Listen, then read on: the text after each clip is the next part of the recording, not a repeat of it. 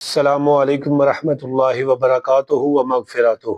اللہ کے نام سے شروع کرتا ہوں جو بہت ہی نہایت مہربان رحم کرنے والا ہے، اور درود نبی اکرم شفیع معظم نور مجسم صلی اللہ علیہ وآلہ وسلم پر، جو خدا کی طرف سے ہمارے لیے تمام جہانوں کے لیے رحمت بن کر تشریف لائے۔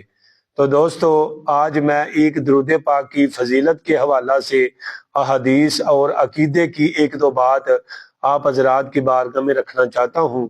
اس ویڈیو کو آپ نے ثواب کی نیت سے دوسروں کو شیئر بھی کرنا ہے، لائک بھی کرنا ہے۔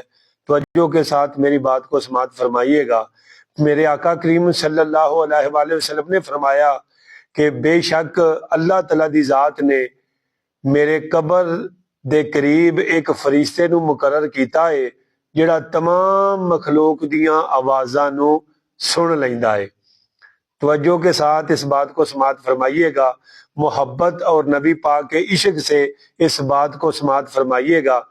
میرے آقا کہہ رہے ہیں کہ ایک فرشتہ میرے قبر انور پر اللہ تعالیٰ نے مقرر کیا ہے، جو تمام مخلوق کی زبانوں کو پہچان بھی لیتا ہے اور سن بھی لیتا ہے، اور فرمایا کہ جو قیامت والے دن جو مجھے یہ بتاتا ہے کہ درود پڑھنے والے کا نام کیا ہے اور درود پڑھنے والے کے باپ کا نام کیا ہے، یہ حدیث مبارکہ مجموع الزوائد کے اندر لکھی ہوئی ہے۔ توجہ کے ساتھ میری بات کو سماعت فرمائیے گا۔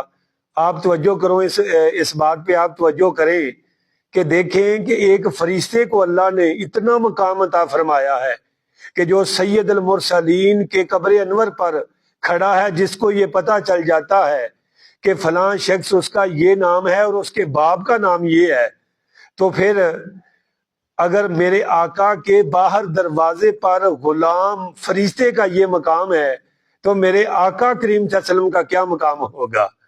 مطالعہ المسرات شرح دلائل الخیرات کے اندر یہ حدیث مبارکہ موجود ہے کہ میرے آقا کریم صلی اللہ علیہ وآلہ وسلم نے فرمایا کہ محبت والوں کا درود ہم خود سنتے ہیں اور انہیں پہچانتے بھی ہیں۔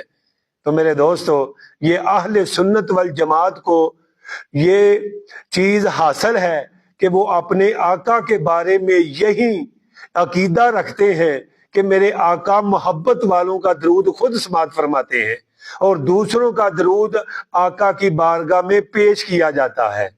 اللہ کریم مجھے اور آپ سب کو یہ عقیدہ رکھنے کی توفیق عطا فرمائے اور کثرت کے ساتھ اپنے آقا پر درود و سلام پڑھنے کی توفیق عطا فرمائے۔ السلام علیکم ورحمۃ اللہ وبرکاتہ و مغفراتہ۔